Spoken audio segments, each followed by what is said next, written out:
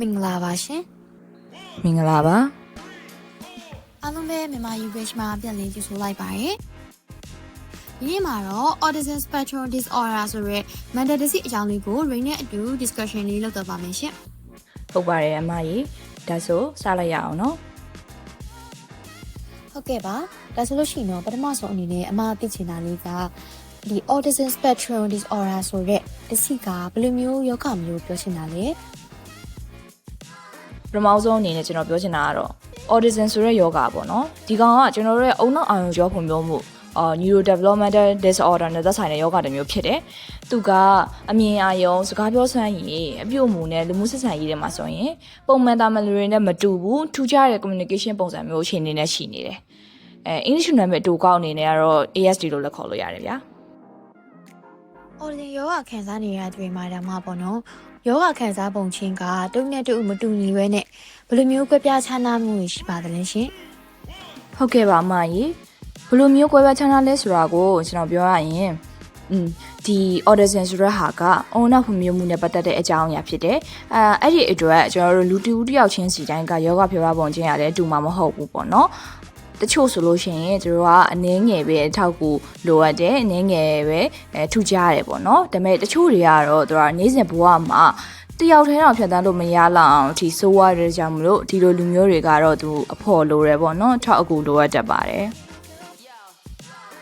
အဲ့တော့အမကြီး autism တယောက်ရဲ့ယောဂလက္ခဏာလေးတွေနောက်ပြီးတော့ autism တွေမှာဘယ်လိုမျိုးပေါ့နော်ထူးခြားချက်တွေရှိလဲဆိုတာကိုပြောပြပေးပါအောင်နော်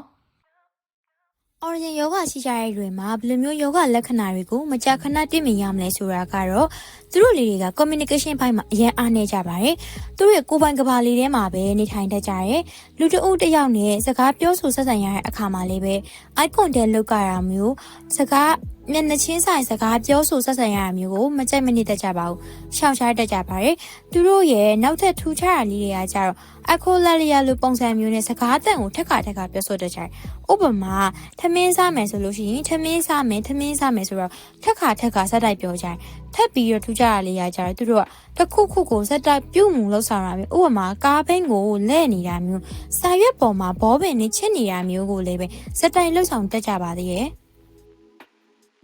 ဟုတ်ပါပြီအမကြီးနောက်ထပ်ကျွန်တော်သိချင်တာက autism လေးကဘယ်ချိန်မှစပြီးဖြစ်တတ်တာပါလဲ Autism ယောဂတဲ့တူရဲ့ယောဂလက္ခဏာတွေကိုအများအားဖြင့်3နှစ်မတိုင်မီမှာသတိထားမိလာကြမယ်မိဘတွေကကျမကလေးမျက်လုံးမကြည့်ဘူးစကားမပြောသေးဘူးဆိုပြီးတော့သတိထားမိတတ်ကြတယ်ပုံဝင်ကလေးတစ်ယောက်ရဲ့ကြီးထွားမှုပုံစံနဲ့မတူပဲကွဲပြားခြားနားနေပါလိမ့်မယ်မျက်လုံးအကြည့်ချင်းမစုံတာမျိုး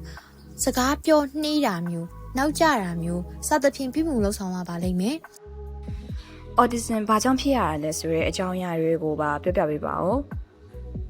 Autism ဖြစ်ခြင်းရဲ့အတိအကျအကြောင်းရင်းကိုမသိသေးပေမဲ့အစစ်မြင့်ပညာရှင်တွေကအုံနောက်ဖွံ့ဖြိုးမှုနဲ့ဗီဇအကြောင်း genetic factor စတဲ့အရာတွေကြောင့်ဖြစ်တတ်တယ်လို့ယူဆပါတယ်။မိခင်နဲ့ကလေးအတွက်ပြင်းထန်တဲ့ဆေးဝါးသောက်သုံးခြင်းများ virus ကြောင့်ဒါမှမဟုတ်တအိမ်အတွင်းမှာဖြစ်ပေါ်တဲ့ဖိအားတွေကြောင့်စတဲ့အကြောင်းရင်းတွေကြောင့်ဖြစ်ပေါ်တယ်လို့ယူဆရပါတယ်။ဟုတ်ကဲ့ပါအခုတစ်ခါကျတော့ autism နဲ့ပတ်သက်ပြီးတော့သတိပြုရမယ့်အချက်လေးတွေကိုပြပြပေးပါအောင်ရှင်ကျွန်တော်လူရေးတူရှင်းပြောရမယ်ဆိုရင် autism ဖြစ်နေတဲ့သူတွေက abnormal တွေလုံးဝမဟုတ်ပါဘူးသူတို့တွေကတခြားနည်းလမ်းနဲ့ဒီစမ်းစမ်းကြဲကြဲထူးထူးဆန်းဆန်းလေးတွေကိုတွေးတတ်တဲ့သူတွေပဲဖြစ်တယ်ပြီးတော့သူတို့တွေကဒီ technology ပေါ့နော်နောက်တစ်ခုဒီ architecture ပေါ့ဘိသုကာပညာတွေနောက်တစ်ခုဒီ artist နဲ့ပတ်သက်တဲ့ art ပိုင်းဆိုင်ရာအမှုပညာဘက်တွေနောက် education ပေါ့နော်ပညာရေးနယ်ပယ်တွေမှာအတော်လေးကိုထူးချွန်ကြရတဲ့သူတွေဖြစ်တယ်Okay အမရေကျွန်တော်ကိုဒီ artificial autism နဲ့ပတ်သက်တဲ့အကြောင်းအရာလေးတွေကိုပြောပြပေးပါအောင်ပြီးတော့ autism နဲ့ artificial autism ကဘယ်လိုလေးကွာခြားရဲဆိုတာလေးကိုပါပြောပြပေးပါအောင်နော်ဟုတ်ကဲ့ပါ artificial autism နဲ့မွေးပြီးစား genetic မှာဖြစ်ပေါ်လာတဲ့ autism နဲ့ကကြတော့တော်တော်လေးကွာခြားမှုရှိပါတယ်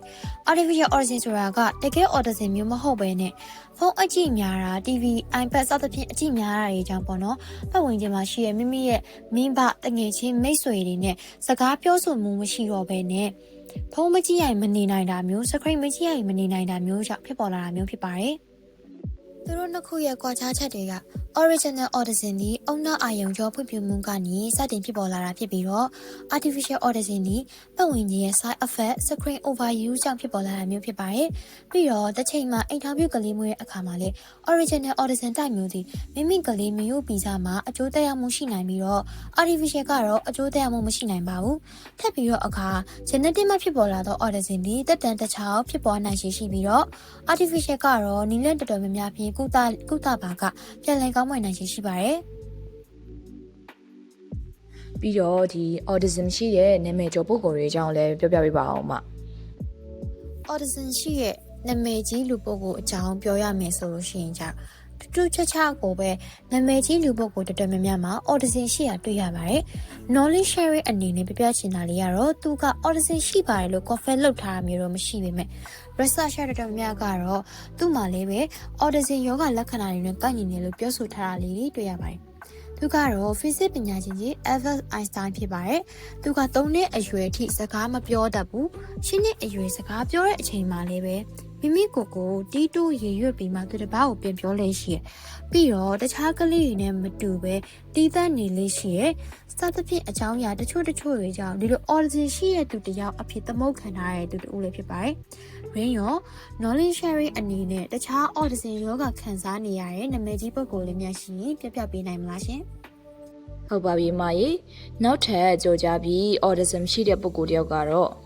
Tesla and SpaceX ရဲ့ CEO ဖြစ်တဲ့ Elon Musk ပဲဖြစ်ပါတယ်သူ့ရဲ့ autism မျိုးစားကတော့ Asperger's syndrome လို့ခေါ်တဲ့လူမှုဆက်ဆံရေးမှာအနည်းငယ်အခက်အခဲရှိတတ်ပြီးတော့အရာဝတ္ထုတစ်ခုဆိုရင်တစ်ခုပဲအာရုံစူးစိုက်နိုင်တဲ့လက္ခဏာမျိုးရှိတဲ့ autism မျိုးစားဖြစ်ပါတယ်ဒီအကြောင်းကိုတော့ Elon Musk ဟာမြေရှိရဲ့2021ခုနှစ်မှာကျင်းပတဲ့ Saturday Night Live Show မှာI'm actually making history tonight as the first person with Asperger's to host SNL. အဲ့ဒီလိုမျိုးတရားဝင်ဟောကြားခဲ့တာဖြစ်ပါတယ်။နောက်ထပ်မေးခွန်းလေးတစ်ခုကတော့ autism ဖြစ်တာကိုသတိထားမိပြီဆိုရင်ဘယ်လိုစိတ်ကူးတာမှုခံယူရမလဲဆိုတဲ့အကြောင်းလေးကိုပြပြပေးပါအောင်အမရေ။ autism ကိုဘယ်လိုမျိုးကုသလို့ရမလဲဆိုတာကိုပြောရရင်တော့ autism ကိုအဆင့်3ဆင့်ခွဲထားပါတယ်။ပထမအဆင့်မှာဆိုလို့ရှိရင်တော့နားလည်နိုင်စွမ်းနည်းပါတာမျိုး social rate အရာမနေထိုင်တတ်တာမျိုးတွေကိုတွေ့ရနိုင်ပါတယ်။ဒါတော့ mental နဲ့ therapy နည်းလမ်းတွေ life skill နည်းပြရတင် जा ကုသပေးပါက autism ဖြစ်ပေါ်မှုကိုရှော့ချပေးထိန်းသိမ်းပေးနိုင်ပါလိမ့်မယ်။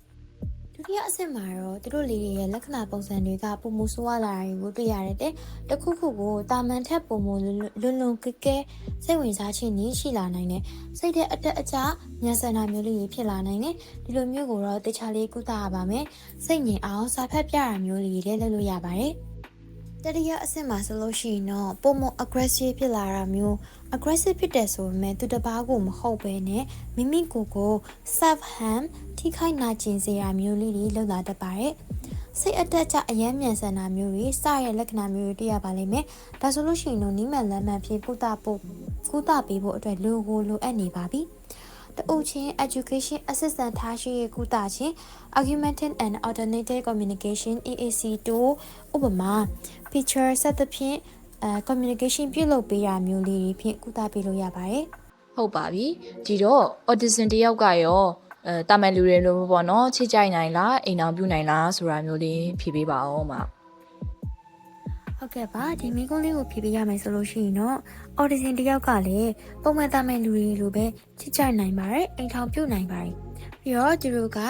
အိမ်ထောင်ပြုပြီးတော့ကလေးမွေးရဲ့အဆင့်ကိုလည်းပြုလုပ်နိုင်ပါတယ်ပြီးတော့သူတို့မှာအိမ်ထောင်ပြုတဲ့အခါဆိုလို့ရှိရင်တော့ဒီလိုမျိုးပုံမှန်တာမန်လူတွေနဲ့ဒီနီးလန်းလေးတွေတော့ကွက်ပြလိမ့်မယ်ပေါ့နော်သူတို့ပို့ပြီးတော့မှနားလည်ပေးရတာမျိုးလေးရှိနိုင်တယ်သူတို့ကိုပို့ပြီးတော့မှပုံမှန်တာမန်လူနဲ့မတူတဲ့နီးလန်းတွေနဲ့ချစ်ပေးရတာမျိုးလည်းဖြစ်နိုင်တယ်သူတို့ကိုယ်တိုင်ကလည်းသူတို့ချစ်တဲ့သူအပေါ်ဆိုလို့ရှိရင်နည်းနည်းကချစ်တတ်ကြရဲဒီပုံမှန်တာမန်လူတွေထက်တောင်မှပို့ပြီးတော့မှချစ်တတ်ကြပါသေးရဲ့ရှင်နောက်ဆုံး question လေးတစ်ခုအနေနဲ့ကြတော့ autism ရှိသူတွေရဲ့ထူးခြားထက်မြက်မှုနဲ့သဘောထားတွေကိုပေါ်လွင်အောင်လူအဖွဲ့အစည်းအနေနဲ့ဘယ်လိုမျိုးကူညီပံ့ပိုးပေးနိုင်ပါမလဲရှင် autism ဟာစိတ်ကျန်းမာရေးချို့တဲ့မှုတစ်ခုမဟုတ်ပေမဲ့မတူညီတဲ့ပုံစံနဲ့စဉ်းစားတတ်တဲ့သဘောတရားလေးတစ်ခုဖြစ်တာကိုကျွန်တော်တို့လူဖွဲ့စည်းကနားလည်ပေးတင်တယ်သူတို့ကိုတိခတ်မှုတန်ရောစင်နဲ့လေးစားမှုအပြည့်နဲ့ဆက်ဆံတင်ပါတယ်ကျောင်းတွေနဲ့ဒီအလုပ်နေရာတွေကိုလည်းတင့်တော်တဲ့ပတ်ဝန်းကျင်တစ်ခုတိဆောက်ပေးဖို့လိုတယ်ပေါ့ဗျာဒီတော့လူဖွဲ့စည်းကလက်ခံပြီးတော့ကူညီခဲ့မယ်ဆိုလို့ရှိရင်ပေါ့နော်ဒီ autism ရှိတဲ့သူတွေကသူတို့ရဲ့ထူးခြားတဲ့အတတ်ပညာတွေရေချင်းတွေကိုသုံးချပြီးတော့ကျွန်တော်တို့ရဲ့ကဘာကြီးကိုအကျိုးရှိအောင်ဆောင်ရွက်ပေးနိုင်လိမ့်မယ်လို့မျှော်လင့်ပါတယ်လို့ပြောကြရင်ဒီကနေ့ရဲ့ autism podcast လေးကိုဒီမှာပဲရနာလိုက်ပါရစေခင်ဗျာနောက်ထပ်အခုလိုမျိုးစိတ်ပညာနဲ့တကွကျန်းမာရေးဆိုင်ရာဘုသူဒ knowledge sharing လေးတွေကိုနားထောင်ခြင်းနဲ့လေ့လာခြင်းနဲ့ဆိုရင်ကျွန်တော်တို့ရဲ့မြန်မာ Youth Bridge Organization ကိုစောင့်ကြည့်ပေးဖို့အတွက်ဖိတ်ခေါ်လိုက်ပါရခင်ဗျာ